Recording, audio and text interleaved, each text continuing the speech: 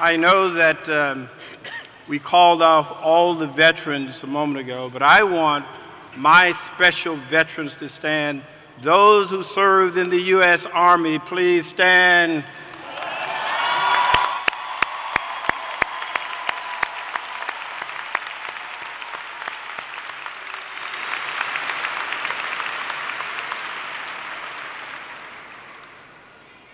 One thing you would make certain to hear today, that I will not keep you long, because I know that this is time for a celebration, and certainly to celebrate it with your many family and friends throughout the audience. I know that there are those who are watching literally from around the world, so wherever you are, whether it's good morning, good afternoon, or good evening, congratulations to all of you. You've achieved a great deal thus far. And I underline the word thus far. But I want to talk to you today about a simple concept that I've thought about for a number of months and I've noticed over a number of years. It is about what I describe as the vortex of complacency. The vortex of complacency. Now, often when we hear that word vortex, it is related to weather. It is related to weather that oftentimes is adverse to us. Wind, rain, snow, adverse conditions, weather that swirls around us in a very, very adverse format. We hear the term vortex quite often, and I've heard it a great deal over the last year. Every time I would hear the weather person relate to me, we are about to get a snowstorm, or snow is coming, and Montgomery County and the Washington metropolitan area needs to be prepared for it. We had a rough winter this past winter, and I heard the term vortex of snow, or snow vortex, quite often. Now, when I was growing up in rural Louisiana, I used to like snow. I didn't see it that often. And when I first arrived in this area, I thought that snow was beautiful. It was wonderful. Seeing all those beautiful flakes all around. It was beautiful. Then some years later, I became county executive. And my attitude about snow changed. Do you realize that in Montgomery County alone, a county that covers 500 square miles, 5,000 roads, we pay nearly $1 million for every inch of snow that falls. $1 million. And so now, when I see those beautiful flakes falling, I literally see dollar signs falling out of the sky. But this vortex that I'm talking about, the turbulent winds, things that happen, in our society, we see them around us, whether it's in Ferguson, Baltimore, or other places around the world, threats of terrorism, these hurling winds of change that engulf us in so many ways. And on the other hand, I mentioned complacency. That is, that we simply do not do the things that we need to do and become somewhat stagnant. So on one hand, these swirling winds are engulfing us in many different ways, literally here and around the world.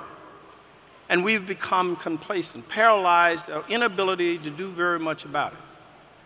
Now, as you sit here today, and I'm sure that if you sat in other programs such as this, and you've seen most graduation ceremonies, you've heard speakers talk about how to be motivated, how to get out, to act, to change, to do things. I heard that many years ago. The first commencement that I ever attended was high school. Here it is, as the president just indicated a few moments ago. I grew up in some very, very humble and difficult circumstances. One of 13 kids living in a 3-room house. I tell my grandkids today, it wasn't a 3-room or 3 bedrooms or 3 bathrooms, 3 rooms, period. No indoor plumbing, no lighting. 3 rooms, 13 kids. And I attended my first commencement. And I heard the speaker say, we want you to go out and literally change the world. And I'm sitting there thinking to myself, what is he talking about? I've never been beyond 50 miles of my hometown in Alexandria, Louisiana.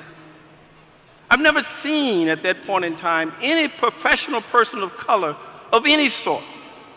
I'd never seen an African-American lawyer, doctor, or an Asian person of any type. Not a doctor, not a lawyer. I never saw in all of my life until I was a freshman in college any person of color in any professional position at all. That was astounding. So here I'm listening to the speaker telling us, go out and change the world. In my world is literally 50 miles from where I stood. Abject poverty. And I thought about this. And I said, how is this possible? I have no intentions of even going to college. No ability to do so. No scholarship. Nothing to do beyond where I stood. And here this speaker is telling us, go out and change the world. But my mother, my high school football coach, said to me, you know, you're a very bright kid. You need to go to college. No scholarship, no ability to do so. So finally they convinced me, against all odds, that I should attend Southern University, and they had this work-study program.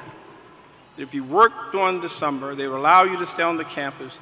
It would help you earn tuition monies for the fall. So little me from Alexandria, Louisiana, was on a bus for the first time in my life, go down to Baton Rouge, Louisiana. And I walked up to the business office of the university, said, I'm here to participate in this program. I want to participate in this work-study program. The first thing a typical college administrator asked me was, where is your letter of authorization? Where are the various forms that I needed? I had none. So they sent me away.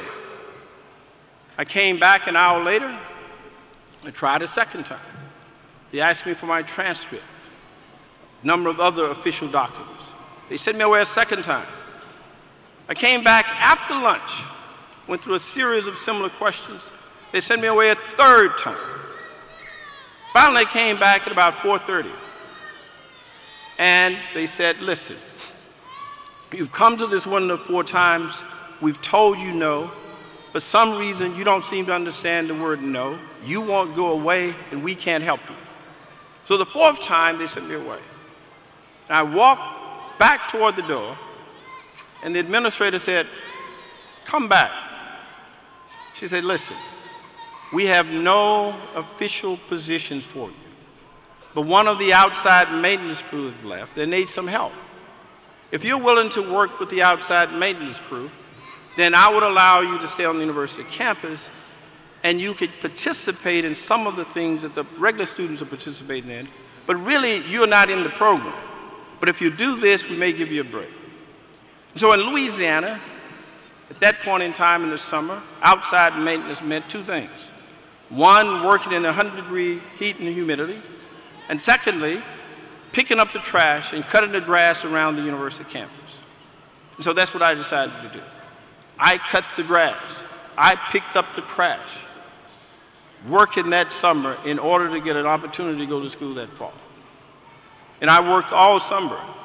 And somehow, after cutting the grass around the university campus and picking up the trash, I said to myself, I don't think that I want to do this the rest of my life. And if I'm going to cut grass in the future, I want to cut grass on property that I actually own. Now, how is it that I came up with this idea, what I did? Well, after working all summer, I still didn't have enough money for all that was needed for the fall tuition.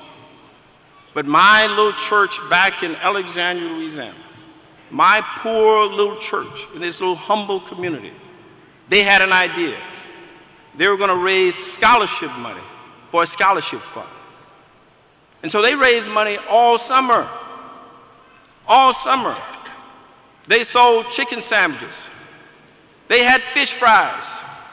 They did all the things that in the South that we do in order to raise money. They raised it, and they raised more money that summer than they'd ever raised in the history of the church for any cause. At the end of the summer, This little poor church had raised a grand total of $37.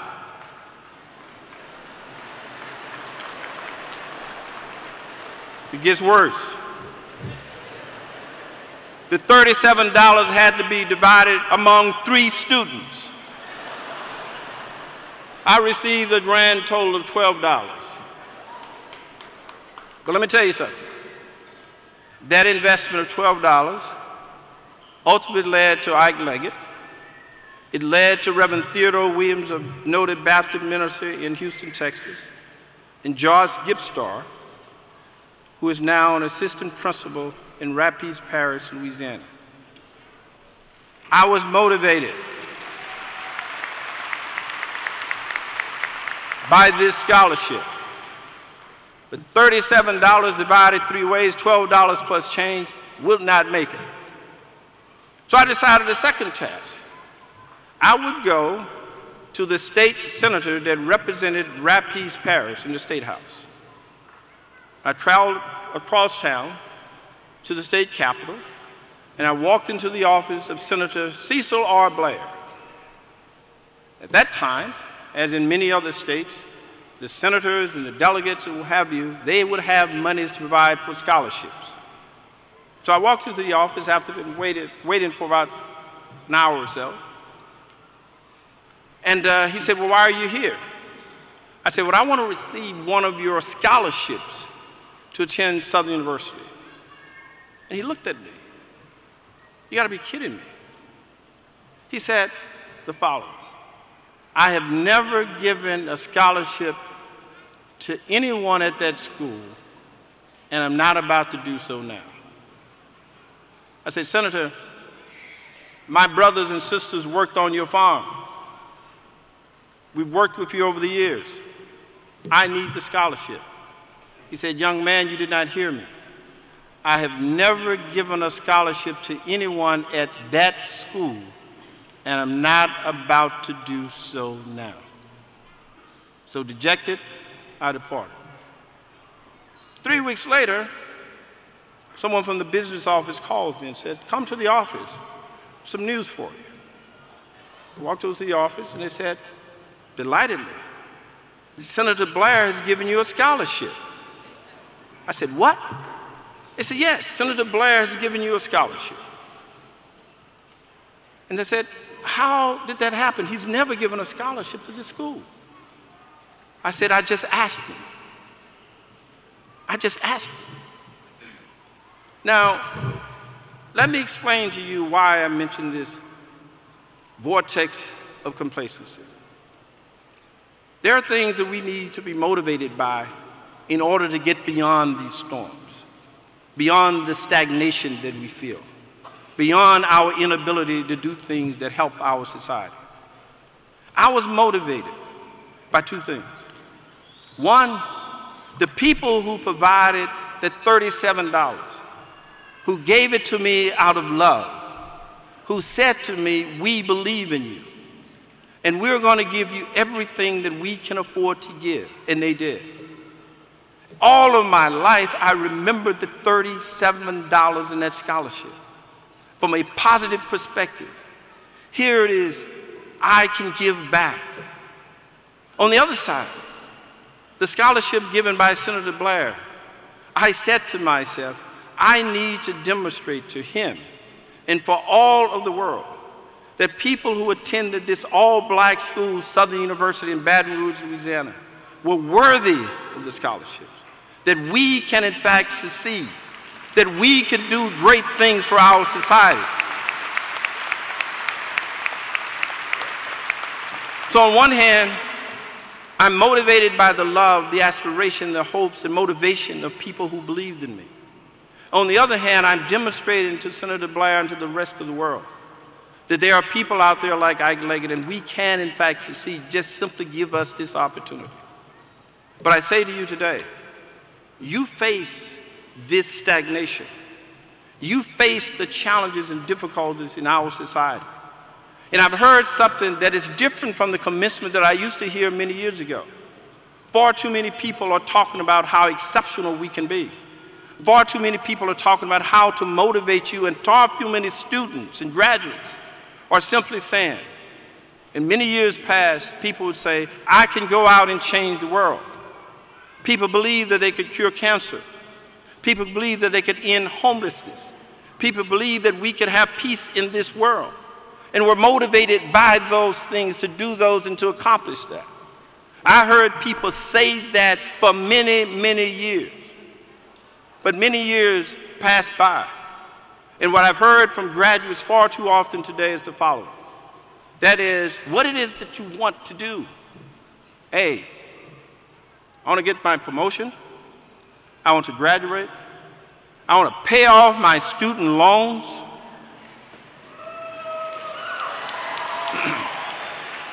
I want to pay off my student loans. I want to buy a house, and I'm done. Graduate, pay off my student loans, get a job or promotion, get a house, and I am done. Remember the Madman movie, the series? Is that all there is to this? Are we done at that point? I believe in American exceptionalism. But in order to have a country that is exceptional, we need exceptional people who are capable of doing exceptional things.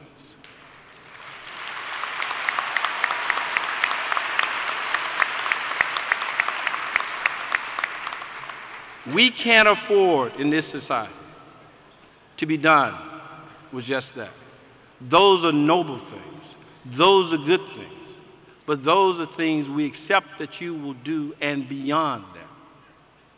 But it's difficult to be exceptional, to make the changes that we need.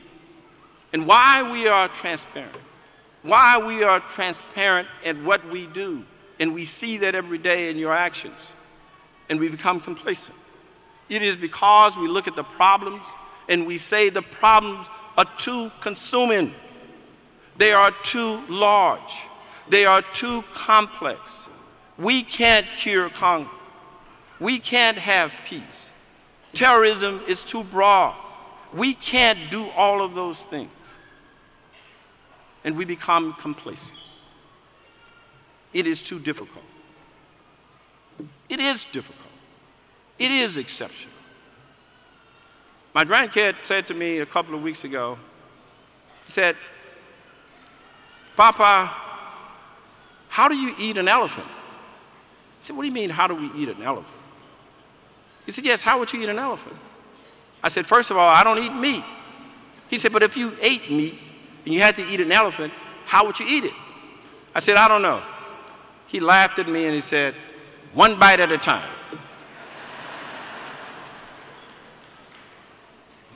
How do we end hunger? How do we have peace? How do we cure cancer?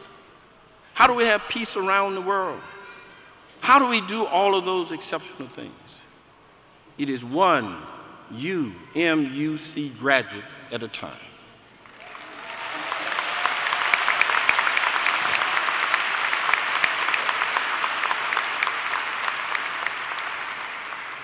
The message that I heard years ago was a simple one. It was in many ways corny. It is one made predictable, but it's one that we need to hear repeatedly. Because for us to get through this vortex of complacency, we need you to be a part of that. We need you to be an agent of change. We need you to go beyond simply the promotion. We need you to reach out to help others. We need you to find a way to struggle to achieve the greatness that I know that is within you. I'm confident that you could do that. This is a wonderful opportunity, but it is a challenging one. You know, change is difficult.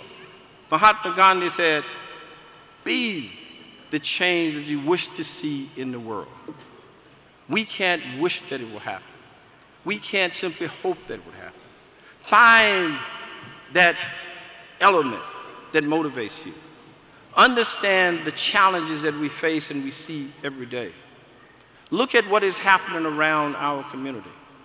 when we see the struggles of the inner cities of Baltimore, when we understand the challenges we have around the world, when we know that there are young kids in and out of our community who go to bed hungry every night, who need better education and better shelter.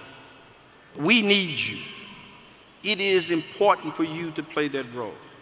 It is important for you to fight through this vortex of complacency. Get away from those winds. Fight them hard, often, and consistently. Because in the end, you will be better, our community will be better, and our society will be better.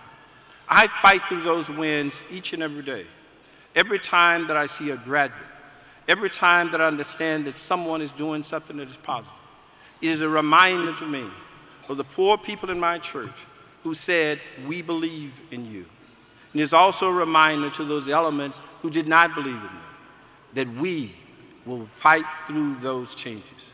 We can do it together, we can fight together, and we can make sure that we have a world that reflects the change that we want to see in our society, because you fought through those vortexes and you made it happen. Congratulations, and God bless you all.